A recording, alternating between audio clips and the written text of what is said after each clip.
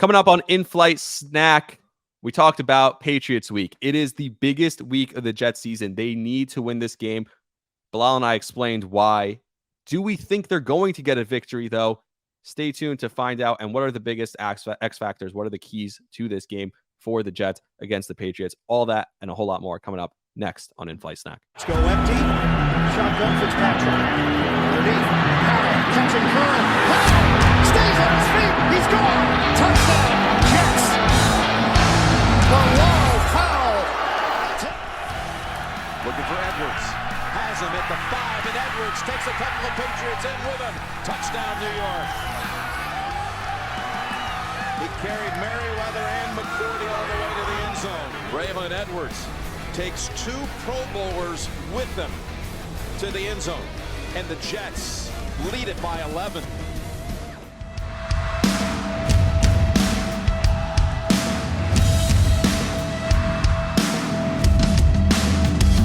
First down.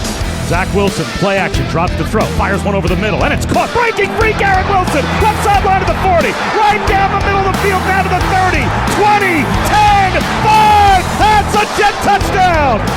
Garrett Wilson strikes!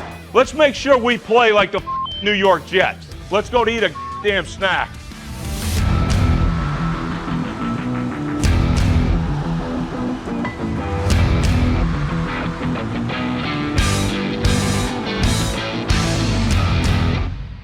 Welcome back to In-Flight Snack, a New York Jets podcast on the Believe Podcast Network. That's Bilal Powell. I'm Rami, Lavi, and Bilal, we have the biggest game of the season. This is make or break. The Jets have not beaten the Patriots since 2015 when you were on the team. That's 14 losses in a row. This Patriots team is 0-2 for the first time since 2001. This is the worst Pats team I've seen in my lifetime, at least that I can remember. Again, I was born in 97, so I don't remember much before 2001 when they started winning a ton with Brady. This is the worst Pats team I've seen in my lifetime. The Jets have to beat them. This is the season. I know it's week 3. I know you're 1-1. All those things. There's plenty of season to go. It doesn't matter. If you cannot beat this trash Pats team at home, then the season's over. Then fold it up. It's done. That's it. Because this is it. And I don't care what anyone says. Oh, it's just another game. No, it's not another game. This is the most important game of the season. The Jets have to win. I can't see a way the Jets blow this because the Jets team roster-wise is so much more talented than the Patriots. And yet, I can't fathom them winning because I haven't seen it in 7 years. I haven't seen it in 14 games. Bilal, what do you think about this game? What's your feeling going into this game, the biggest game of the year on Sunday? This is definitely a must-win. They need to win this game. This is the game I think is going to put a lot of people in the hot seat. I think a lot of jobs from a staff, possibly from a player's position. This is a must-win. And honestly, like you said, we're the most talented team on paper, but we just haven't seen the Jets put it together yet. We're holding our breath week in and week out, and it's only week 3. It's only week 3. It's crazy. But I'll tell you this, all right? We've seen in previous years Zach Wilson struggle versus Bill Belichick. And playing against Bill Belichick for 9 years was miserable. It was miserable, man. Like, you game plan for one thing, and then when they come out on the field, they're doing something totally different. And that is what I would hate to see from Zach Wilson. A standpoint, a guy that struggled with this team since he's been here. 2015. I remember that game like it was yesterday. It was electrifying. Same. It was an opportunity to put us, it put us in a position where we were able to go on, win the next game and get it to the playoffs. We didn't that year. But this is a big game, and they need to make it a big game. Let's be honest. It's a rivalry. This is a rivalry week, all right? Some guys, let's be honest, they do a little more at practice, all right? They prepare a little harder at practice. They do all these different things because it's a divisional game. You play these guys twice. So you might as well throw your best punch the first time because the second time around, it's always harder to beat a team. So this is the game that is going to allow us to be set perfectly in a division going against a tough opponent next week. So this is a must win. We need to go win this game, especially coming back home in MetLife. Yeah, and you mentioned the home crowd. That's also part of it, right? Because you're going to be home. Next time you have to face the Patriots is in Foxborough. You're not winning there. If you can't win this one at home, you're not winning there. You talked about personnel being on the hot seat.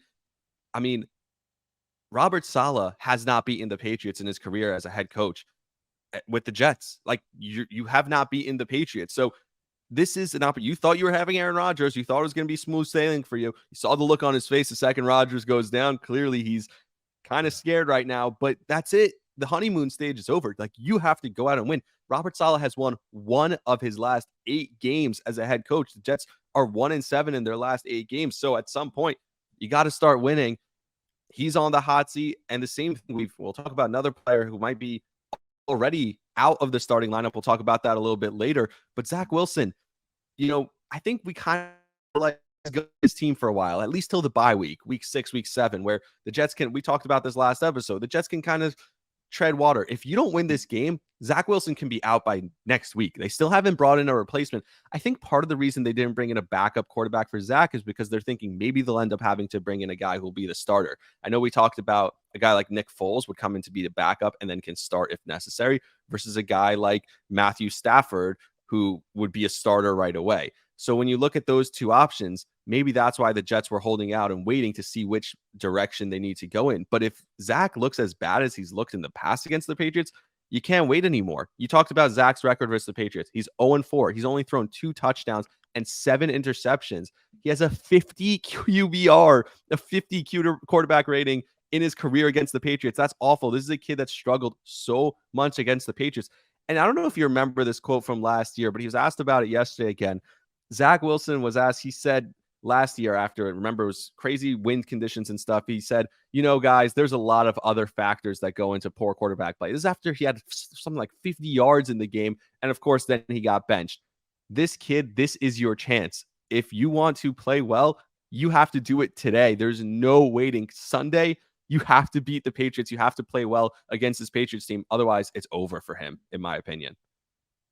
I think so too. I think so. And when you look at the season, man, and the way we always tried to break it down was quarterly.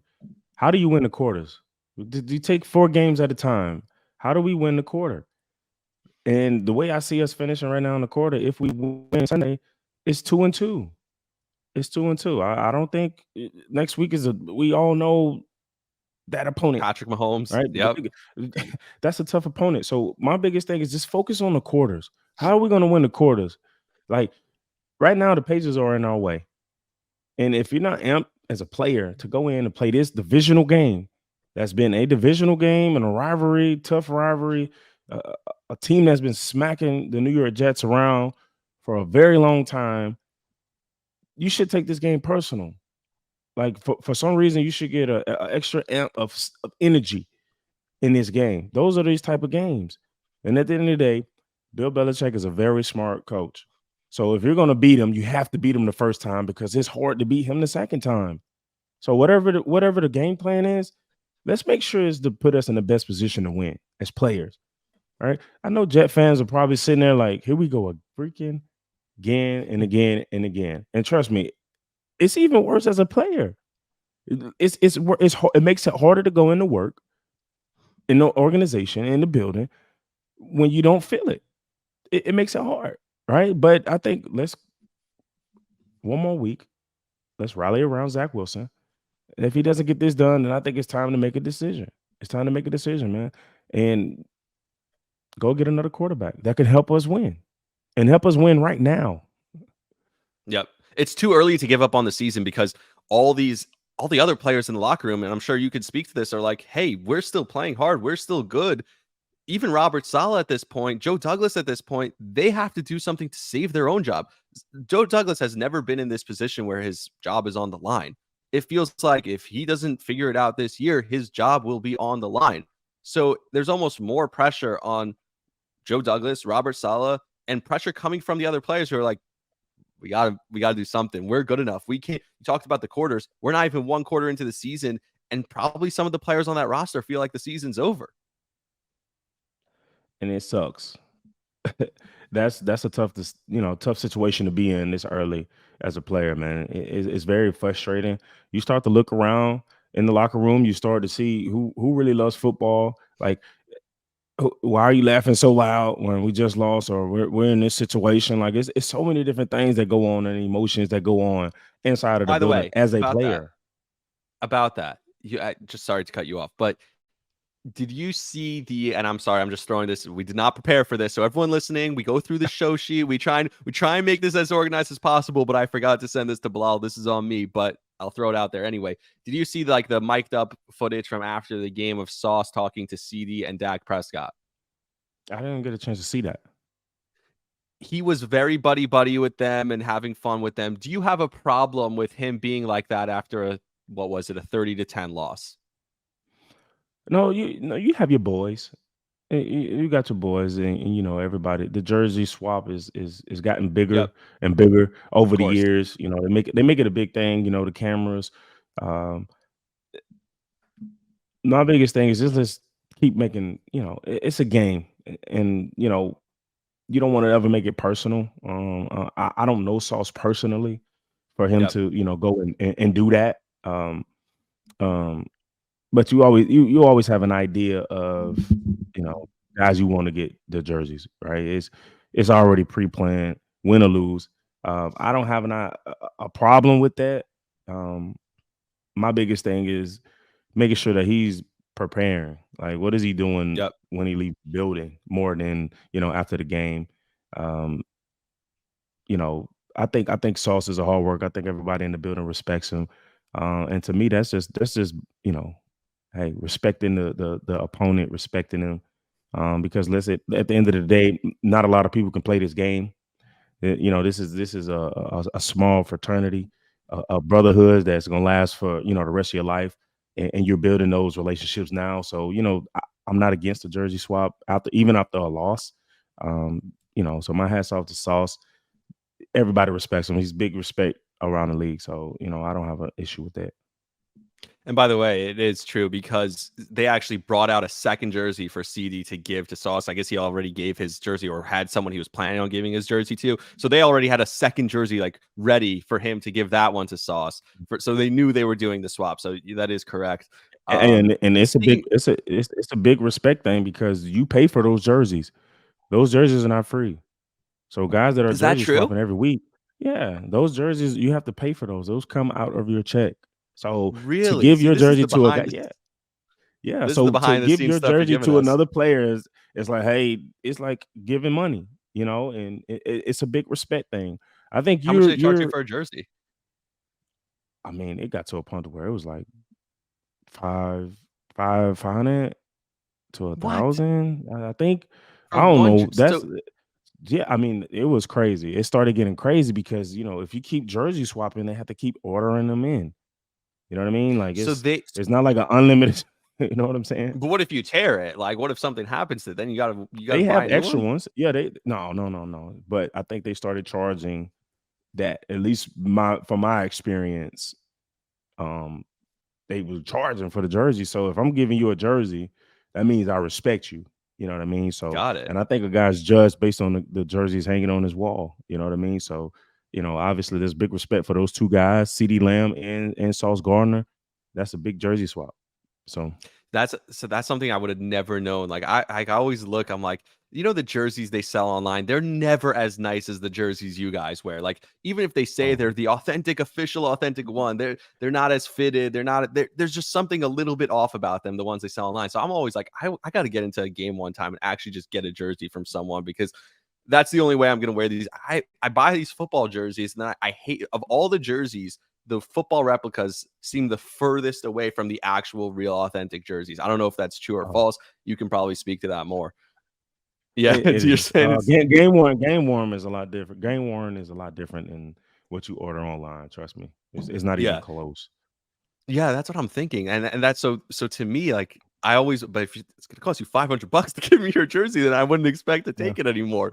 But you So mentioned Sauce, so I do want to. Here's another thing I wanted to throw out at you because the video of you, I kind of put the clip together of you talking about Sauce following around the number one receiver. It kind of went viral. A lot of people were talking about it, and good job on that one. You were right on it. yeah. And actually, they asked Coach Saleh about it. They asked Robert about why they don't put sauce on their number one receiver, on the opponent's number one receiver. And he said, it's not our brand of football. We play a lot of zone. It's not our brand to play like that. And I'm thinking, dude, you lost 7 of your last 8 games. Maybe it's time to change the brand a little bit. Like, do you think he needs to look in the mirror as a head coach and feel like maybe I'm doing something a little off? Maybe I need to do something a little different? Quite honestly, I respect Coach a lot. I had the opportunity to sit down with him for about 45 minutes when I had my retirement ceremony back at the facility. Cool dude, man. His game is unreal. So I respect everything that he's doing. Obviously, I think even from a public's eye standpoint, I feel like he's a player's coach. And Okay. playing with Rex Ryan was considered a player's coach. But at some point in time, the players have to step up. The coaches have to step up. Like it's not rocket science for me to figure it out. And I'm not even a defensive coach, but as an offensive player, I would hate to have to line up with the best player every snap. So I'm just putting myself in a defensive mode of saying, why isn't the best player on the outside in our skill position? Why is he not following their best skill guy? Coach needs to probably, think about it. At the end of the day, it's his defense, it's his scheme, and it's what's made him successful. His scheme has what gotten him this job. It's gotten him this job. But at the end of the day, maybe it's something that Sauce Gardner should consider. And going up to the coaches and saying, hey, coach, I understand we play this way. How about let's try this? I think, at the end of the day, I understand this is coach's team, but it's also the players' team. And I think Sauce has enough respect in the building by players and coaches to be able to go sit in the office and say, hey, coach, this is what you brought me in here for. Right. This is exactly one of the highest graded cornerbacks last year as a rookie. Put me in that position to continue to show that. You know what I mean? So, hopefully they'll make a pretty good defensive scheme. And, like I said, our defense is still a good defense. In my opinion, I would like to see Sauce Gardner guarding the number one receiver every week. And so against the Patriots, I don't think it's relevant because I think they should play a lot of zone against the Patriots so that they can rush 4 and confuse Mac Jones. They don't have a top receiver type guy. Their number one skill position player is probably Ramondre Stevenson, who's the running back out of the backfield. But what's so interesting is in that clip after the game that I know I didn't send you, so you're just gonna have to take my word for it. On this one, you're just gonna have to trust me. Dak Prescott says to Sauce, he's like, "I wasn't throwing your way. I threw it your way once. You dropped an interception. I was done. I'm not throwing it your way." So you think like, oh my God, CeeDee Lamb at 150 something yards in this game. He wouldn't have had that if Sauce is on him every time. You mentioned Rex versus Saleh. So let's get into that for a second. You played for Rex. His attitude, he was on with your former teammate on the radio with Bart Scott and his co-host Alan Hahn, who I'm a big fan of. He was on with them on the radio this week, and he talked about how if he was the Jets' current head coach, which God, I like if I could only dream. I know the podcast is named for him, and I'm a huge fan, and it's kind of nostalgia for me because I grew up and he was the head coach and all that stuff. So I get it. Maybe he's not as great as I remember him, but that's how we remember things, right? We romanticize the past kind of. But Rex Ryan said, if I was the current head coach, I'd be putting 14 in a row on everyone's locker room. I'd be putting it on the wall. I'd be yelling it in the media. I'd be saying, we're not losing to this team again. We're going out there. We're going to fight. We're better than this team. You guys stand up for yourselves. Have some pride. You lost 14 straight to the Patriots. We're better. And we know that when he was on the Jets every year, he's like, we're going into New England. We're beating the Patriots. And he actually did it a couple times. The only time they were favored, in fact, the last time they were favored against the Patriots, the Jets were favored, was 2011, your rookie year. Whereas Saleh's a little bit more passive. He's like, I'm only worried about this year. Saleh, you're 0-4 also against the Patriots. It's not on you, right? Yeah, 10 of the losses were not yours, but 4 of them are. So don't tell me we're only focused on this game. which attitude would you look at? And by the way, Garrett Wilson went on the same show the next day and said, I look at 14 in a row and I'm upset by that. So which attitude do you think is better as a player to have going into a game? The attitude of, we're going to come out here, these guys stole our lunch and we're going to go for them, or the attitude of, hey, let's just focus on our game plan, focus on one game, not get too emotional about it?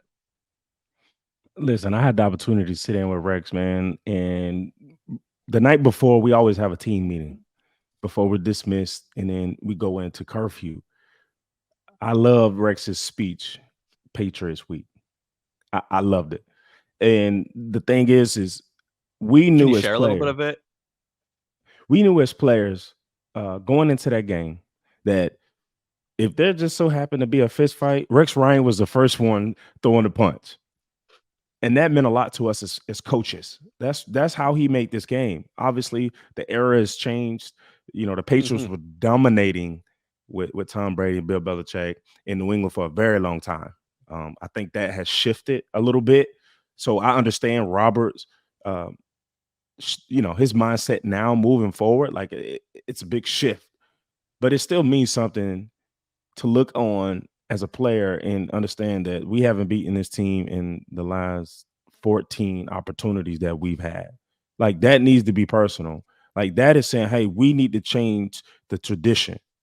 Because at the end of the day, do you even consider it a rival? If it's No. a landslide like that, like it's not considered is it considered a rival? If No, we're dude, being I'm a Yankee dominated fan. like this. I'm a Yankee You fan. get I know what all I'm the saying? Mets fans are like, there's this big rivalry, Yankees Mets. I never saw it that way because I never lose to the Mets. You know what I mean? Exactly. So do we even consider this a rivalry game? You know what I'm saying? Or is it just a divisional game? So, the players have an opportunity, a perfect opportunity in front of them to change that. Bill Belichick, who knows how long this man will be coaching. He could be on his way out. So it's an opportunity now to lay that foundation. I think the number one thing for the New York Jets team right now is, with all their pride, say we're not the same old Jets. Like it's time to prove that point that no matter what no matter that Aaron Rodgers is out for the season, as players in the locker room, it's time for the organization to say we're not the same old Jets. We're not the same old Jets. We have nothing to lose, right? Because everybody's now considering us the same old Jets. Yeah. And let's change that idea of what's been in the past. Like I played 9 years there. And I got tired of hearing same old Jets. Same old Jets, same old Jets. At what point as players, as an organization, do you say, no, we're not the same old Jets? And it's laid out. We have already beaten Buffalo. We've proven that we can beat a very good football team. We've proven that with the quarterback right now that we're having this big debate about. Yep.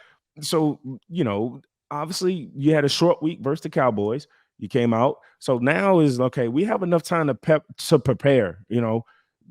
Let's open up the playbook. Like, what is there to lose? Like, do we have to start threatening jobs and positions and all these different things to really wake us up, to get us going? And some coaches don't even like doing all the motivation and hoorah. Like, if I have to hoorah you as a grown man, then you're in the wrong sport. If you don't naturally love this game, and those are the type of guys you want on your team. You want guys that are naturally in love with this game, not the hoorah guys, not the guys that do it for this or do it for that. They actually love the game. And I think that's how Joe Douglas and Robert Saleh have built this team. So let's ride off of that. Let's go. We need we need a hero that no one's talking about right now that's going to come out. Like, open up the playbooks. Do something, because I'm tired of hearing the same old Jets, and especially going into the New England Patriots week. And for me, it's like, okay, let's go. Like, if this doesn't fire you up, I don't know what other game is going to fire you up. What's going to get you going for the rest of the year? You know what I'm saying? Yeah, and what's so interesting, a couple of things, is first of all, this is the team they put together that made Aaron Rodgers look and say, I want to play for them. So there is something to this team. It's not just the same old Jets. You're a team that the Hall of Famer quarterback said, I want to play for you guys because it's something you built. Take some pride in that. If I'm Aaron Rodgers, I'm getting on a group FaceTime with the team and telling them that. You know what I mean? The other thing is, you mentioned guys who are hungry, someone to step up and be a hero. I'm looking at guys like maybe you should make Jason Brownlee active for this game. We saw what Xavier Gibson did. These are undrafted rookies who are so hungry that are like, maybe that energy that they're so hungry that they want. It's not like you're using McCole Hardman and Randall Cobb that much. Make one of those guys active, put them on the field and say, hey, go make a play. This is their first time against the Patriots. They're hungry. I want to see someone who's hungry like that. And that's what you need. You need a hungry team right now. You have to go hunting at the end of the day. And let me make this clear though. Like the leadership does not have to come from the big time names. Like you said, like make one of those, like put a hungry player out there and let him make some plays. Yeah. So we're going to take a quick break in a second. Before that, what was special about the 2015 team? Because you were on the team. That was the last team to beat the Patriots. Decker, Fitz, who looked fantastic on TV last night, not going to lie.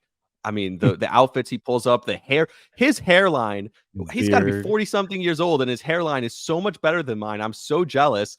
Either way, not the point. Yeah, the beard, fantastic. But so Fitz, all the guys on that team, Brandon Marshall, so many guys that felt like took it personally and like were angry about it. What was special in that room? What was the attitude going into Patriots game that allowed you guys to go out and have one of the most exciting games I've had as a Jets fan in the last 10 years? I truly, guys understanding their role, guys playing their role, understanding that if they loaded the box, we putting the Ivory in. If they lighten the box, we're putting Bilal in. If they load the box, we got our one-on-one with Eric on the outside. We got our one-on-one with Brandon on the outside. Everybody understanding their role. Everybody understanding the differences and having different strengths and having a smart quarterback. Let's be honest, like some of those throws, some of those audibles, that was Fitz.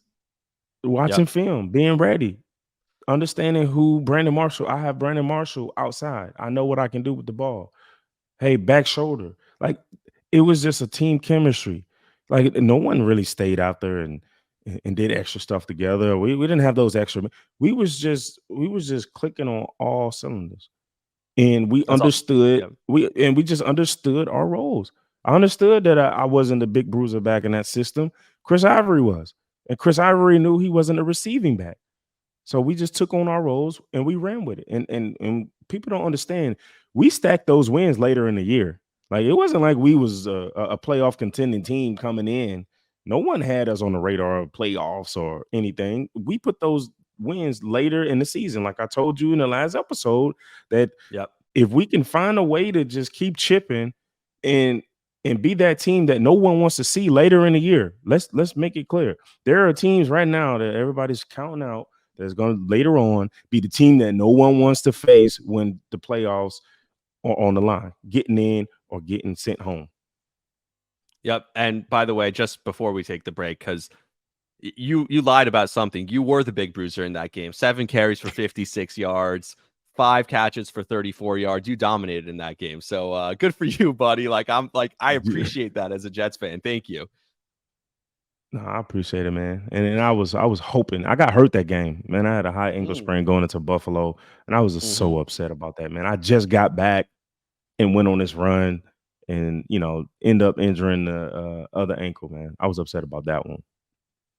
All right, so you talked about how the rest of the season, that's when you got to get strong for the rest of the season. So coming up, we're going to talk about the 2 positions that need to be improved the most going into the rest of the season. The offensive line and the quarterback. Those are the 2 positions that matter most. So we're going to take a quick break. We'll come back with that. We'll break it down, and then we'll give you our predictions for the game. So all that, stay tuned. Coming back, a huge game again against the Patriots, so let's talk about it. A big news from practice this week is Dwayne Brown has not been practicing with what they're calling a hip. You think it's something else, Bilal. You told me before we started recording, so let's jump right into it. What do you think is happening right now with Dwayne Brown? It could very well be some injuries going on, but I think most importantly, it's one of those graceful opportunities to look at another guy in that position. It's a respect thing that you want to do for the veteran. I didn't see him on any injury reports or anything like that before this. You just told me about this, but I think it's more of a respect thing for the veteran, maybe trying to look at another guy in that position, which, I think deep down, I think that could be the sparking point, giving somebody an opportunity for this offense. I've seen it over the years as a player where these people, these sources, they talk about these injuries and, other guys coming in. It's a respect thing in the building saying, hey, we don't want to say you're benched. We'll possibly say that you're battling an injury so that we can get someone else in. We still want you around, maybe on the inactive list. I don't know what that looks like, but I've seen it, but I do think it's time for a change up front because we are too talented on the offensive side of the ball, especially in the backfield. And maybe this one person, I've seen it. One person being out of position could affect an entire team, an entire offense or defense. So maybe this right here is a good opportunity for the New York Jets to get a spark on the offense. Yeah, and something you talked about on the previous episodes was helping Zach out, giving him time, the offensive line playing better, all that stuff. You mentioned Brady wouldn't even come here if he could because of the offensive line. It's funny because in an interview he has his podcast.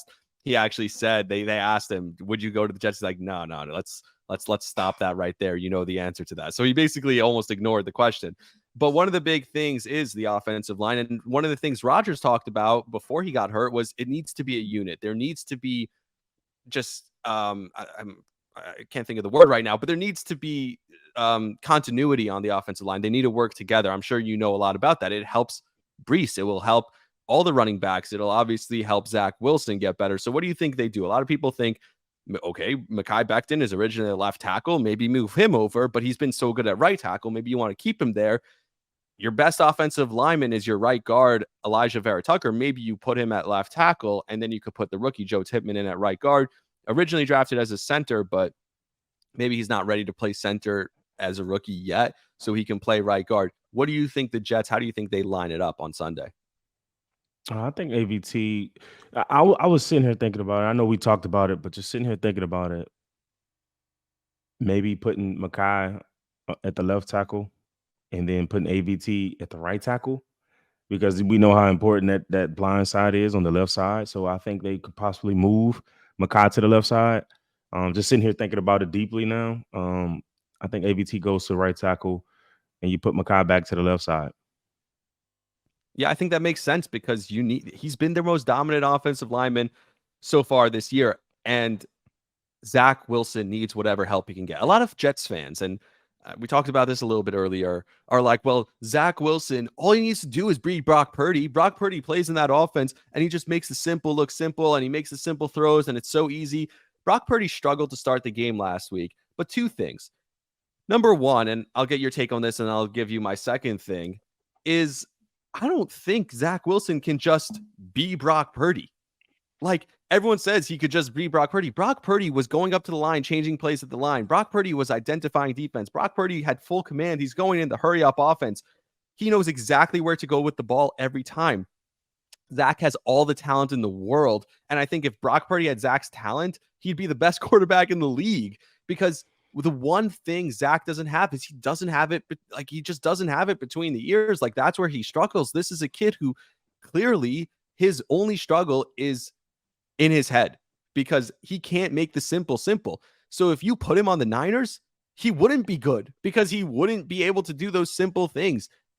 How important is it for Zach in this game to just master those simple tasks? I was told by a coach one day in my career, early on in my career, he said, Bilal, there's a difference in playing in this game and there's a difference in knowing this game. And you almost want to question, does Zach Wilson really know this game? Or is he solely dependent on the coaches to put him in position to win this game?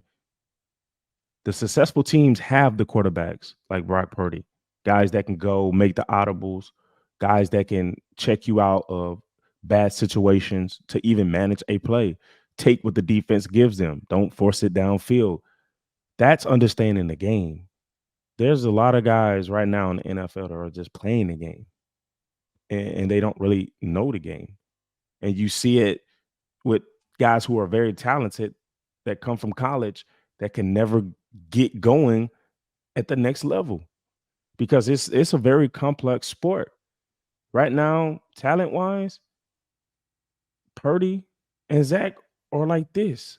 It's close. The margin of talent between those two guys I don't even think is it's like close. this. I think Zach Wilson has so much more talent than Purdy. Yeah, but Purdy knows the game. He understands it. Now, you could very well say, well, Zach Wilson is in a new offense, an offense where he's not considered he wasn't considered the number one quarterback coming into this offensive scheme, and him maybe not wanting to learn on a different level, and Purdy being comfortable with being in the same offensive system. Really though, but last year Brock Purdy came in with 6-0 as a starter, and he came in after watching Trey Lance struggle in that offense. By the way, case in point that all the talent in the world, you could still struggle because Trey Lance has all the talent in the world, and he still struggled in that offense. And he watched Jimmy Garoppolo, and he wasn't expecting to play. He was the third string, and he was a 7th round pick. He was the last pick in the draft, and then he came in and dominated from the start. Yeah, I mean, yeah, you're right. You're right about that. But at the end of the day, I think there's guys who fit certain systems. Maybe Purdy in the 49ers system is a good quarterback. We've seen different quarterbacks move from certain systems and their careers go down the drain. We've seen so many guys who are just system guys. You've seen it from all over. You've seen running backs do it. You've seen receivers do it. You've seen quarterback. You've seen guys that do it. The guys on the defensive side. It's all about scheme. It's all about scheme. Now you ask yourself this question, right? And we all know this scheme was not meant for Zach Wilson. It was meant for Aaron Rodgers. That was the whole idea of him coming over here. The whole All game comes plan was back to the around same Rodgers. thing. Yeah, it comes back to the same thing. Now Zach has a job to do. Now he has to work a little harder. He has to understand. But my biggest challenge for Zach Wilson moving forward in this year is just take what the defense gives you. If it's a check down to your understanding where your running backs are, that's going to be the key to this offense is checking the ball down to two guys that can catch, break tackles, and create explosive plays. And then that'll open up the deep balls. You know what I mean? So like just take what the defense gives him and let's hope as a fan base, as an organization that Zach Wilson can give us over a few wins to get us ready and be in a good position to say that we're in the playoff run later in this year. Yeah, and one of the things with Brock Purdy is that the San Francisco skill position players are breaking tackles. That their yards after their first contact was insane last night. But one of the things I noticed was Brock Purdy struggling early on, and I want to ask you about this. He was struggling early on, and then they kept throwing it with him, and not just simple short passes to get him in rhythm, but they were also throwing deep passes, and they were basically saying we could turn around and hand it off to Christian McCaffrey, one of the best running backs in the league, over and over again. But we're still going to throw it with you because we trust you and we want you to get in rhythm. How important do you think that is? Like last week, we talked about this. Zach Wilson threw the ball 10 times in the first half. How important do you think it is that even if they're struggling to turn around and say, Zach, go throw the ball because we want to show that we're confident in you?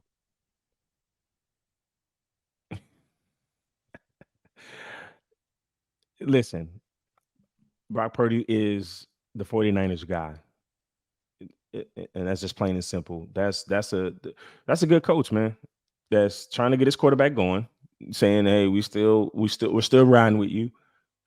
But over in New York right now, I just felt like the life is it was just sucked out with that injury, and I hate to keep talking about it, but so they don't trust Wilson. Zach? Does it look like they trust Zach? No, you know it what doesn't. I mean? But if you don't trust him, then you can't keep playing him. What other? I mean, right now they're trying to buy time to probably go get another guy. I mean, let's be honest. You can't go get another guy and expect him to come win on a short week, and then we have the New England Patriots coming up versus a Bill Belichick. Like they're trying to say, well, possibly he can get us past this. It doesn't, and I think right now, everyone in that building knows that Zach is not the guy. but they're still holding on to that hope, or they're just trying to buy some time to go and get, get better talent. But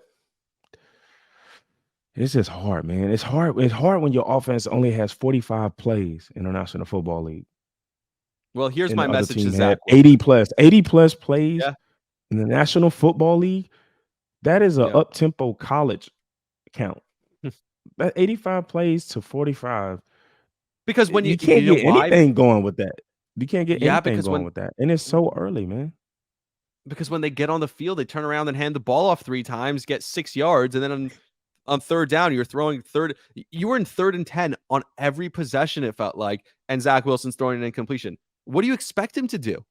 Like, you don't I mean, trust him. but they probably just handed it off to say, "Hey, our defense is our backbone right now, and all we need to do is just take care of the ball.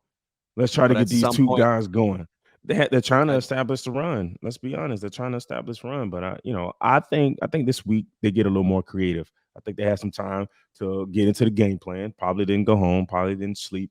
I think they get into a more creative game plan, especially going into a New England who you'll have to see again. You have to get creative. You have to do some things that they haven't seen on film. Because I guarantee you right now, Bill Belichick is doing the same exact thing.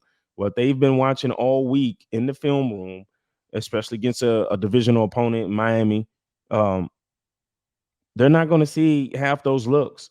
I remember we prepared for a cover 2 look all week, and they came out in man to man, and it just had us like, hold on, what's going on? Like they're going to come out in something totally different. I think that the New York Jets coaching staff, offense, defense, special teams, they just need to get more creative. We saw they're going for it on 4th down.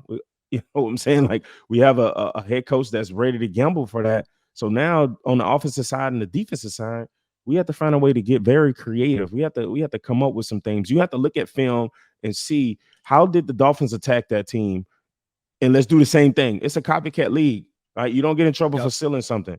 I would do the same exact thing that the Dolphins did against the Patriots the week before, and mimic. Garrett Wilson, you're Tariq Hill. How did they use Tariq Hill? Okay, we're going to use Garrett the same way. That's how I'm game planning as an offensive coach, right? I'm not a defensive coach, so I don't know that side of the ball. I just, as a player, would love to see the best corner go against the number 1 guy. That's all I got to say on that part. And finding the ways on the defensive line to free up Quinnen Williams. Like run some stunts that's going to free this guy up so that way he doesn't get double teamed. Or use the double team of Quinnen Williams to free up other guys on our defensive line. Like there's so many. Exactly. And I'm just a guy that does podcasts. I don't really know what I'm talking about. You know what I mean? No, So, but you played, but you've been truth. a part of this rivalry, and you coach. So here's the thing. We'll get to our predictions for the game. Before we do that, my message to Zach Wilson is this. I don't believe in you. The coaching staff clearly doesn't believe in you either. Shock me. Prove me wrong. I don't think you can do it. I don't think you can beat the Patriots. I haven't seen you do it. You have a 50 QBR against the Patriots in your career. Shock me. Prove me wrong. I'm dying for you to do it. Shock the world. But I don't think you will. That's the thing. So I hope he's watching this, and I hope he says, oh, I want to prove that guy wrong. There's nothing I'd want more than to be wrong. I'm dying for this team to beat the Patriots. I don't see it. So the Jets are 2.5-point underdogs at home, which is ridiculous against the Patriots. But I get it. They're 2.5-point underdogs at home. You know why? Because they haven't done it. They haven't beat. This roster is so much better than the Patriots roster 1 through 53. But why should anyone trust the Jets are going to win? The Jets are 2.5-point underdogs. My prediction for the game, I think the Patriots win. My final score is 17-3. Bilal, what do you have? Keep in mind, there's supposed to be a driving rainstorm. I'm going to have to go 17-13, and I hate to say it, New England. As bad as 17-13 New England, man, is my prediction. So we both have the Jets or the Patriots covering the 2.5. I don't even see the Jets scoring a touchdown in this game. I think Bill Belichick's going to just confuse the hell out of Zach. We might see Tim Boyle in this game, if I'm being honest. If the Jets do win, do you have any X factors? Who do you think can be? What can you think the keys to victory would be for the Jets if they win this game? Rainstorm, run the ball, hand the Yep. ball off. I mean, if you're not trusting Zach to throw it when it's dry, why would you trust him when there's possible rain? Hand the ball off, offensive line, control the line of scrimmage, hand it off to Brees, hand it off to Dalvin, and let's just 4 yards. That's an efficient run in the National Football League. Let's just worry about 4 yards. When you worry about 4 yards, the longer runs will come later in the game. All right, this is that game where sometimes players like to do too much. And then they turn on film and realize I don't never do that. What am I? So you don't want to ever. John Franklin overthink, Myers last year, the late hit, right? That was against the Patriots. You don't want to overdo it. Be who you are, man. Take the 4 yards. Take what they give you, Zach. You know what I mean? Hand the ball off, offensive line. Just keep guys from out of the backfield. You have 2 guys, I think, that can create yards out the contact, and that's a good way for us to control the clock. And then you put a good defense out there. I don't see. That's the thing, is I don't think that their offense is good enough to go against our defense. That's why it's hard for this one for me. You know what I mean? Like it's hard for this because I think our defense is a lot better than what they're gonna show on offense. So it's hard. I agree with you, but I don't see the Jets offense being able to keep up with Bill Belichick and his defense. You do think the Jets are going to score a touchdown. You talked about running the ball. That kind of goes in line with who you think is going to score for the Jets. So who do you have scoring for the Jets? I have Brees. It's time for Brees to get in the end zone. Yeah, it's time for him to get in the end zone. Especially after he talked about only 4 carries last week. I think he's got to dominate. I think he's going to score. My X factor. Yeah, go ahead. I said feed Brees. I agree. Feed him. Yep. My X factor for this game is Quinnen Williams. We talked about this. You talked about the double teams. I think double team him, triple team him. Great. Let's get the guys from the edge to get pressure on Mac Jones. The Jets, the key to their defense is getting pressure with 3 and 4. So if you're double teaming Quinnen Williams, that means someone else is loose on the edge. Perfect. That's a bunch of one-on-ones for everybody else. Go get the quarterback, go pressure Mac Jones, and still you can sit 7 to 8 guys back in coverage in zone. I think, we talked about the Jets playing zone. This is a perfect game for them to play zone. They could play, just spread it out against Mac Jones, and he'll be super confused back there. He's not a great quarterback. I love this. I think if the Jets win, it's going to be on the back of their defense. It's going to be on the back of Quinnen Williams. Prove me wrong, Jets. I'm dying for them to win this game. I haven't seen it, so I can't trust that they will. But I'm rooting for it. I hope they do. I hope we come on Tuesday. Rami. So, yeah, go ahead. Let's talk about how special teams is a big factor for the New England Patriots. Yeah. Bill Belichick does a good job of scheming. And we've seen a lot of their success over the years being that they had a good special teams unit. So I think that's going to be a big key to this game too. Last year, you saw what hurt us was a big special teams play in New England that ended the game. So, and then you saw last week the blocked field goal with Bill Belichick getting creative. Like, let's not sleep on the special teams with Belichick. All right. And listen, and my boy Brent Boyer, one of my favorite coaches, was a good player, and he's a good coordinator for the New York Jets. I think he's expecting something. So he's game planning. I know he has something up his sleeve as well. And I think at the end of the day, let's not overlook the special teams unit on both sides of the ball. So keep your eyes out for that. Quick programming note. We are not recording on Monday. We're going to be recording on Tuesday. So we hopefully are having a big guest on Tuesday, and we'll be talking everything Patriots. Let's hope we're talking about the first win against the Patriots since you played. I don't want to do this later in the year where we're doing the same thing, saying last time we beat the Patriots, Bilal was playing for the Jets. We're not doing that again. We're beating the Patriots this week. Let's do it. Appreciate this as always. Bilal, thanks for doing this. See you Tuesday. I'll see you, man. Let's go to eat a damn snack.